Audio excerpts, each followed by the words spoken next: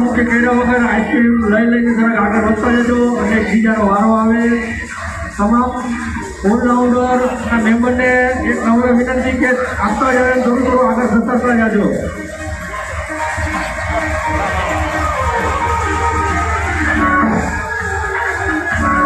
મહેરબાની કરી ધક્કામુક્કી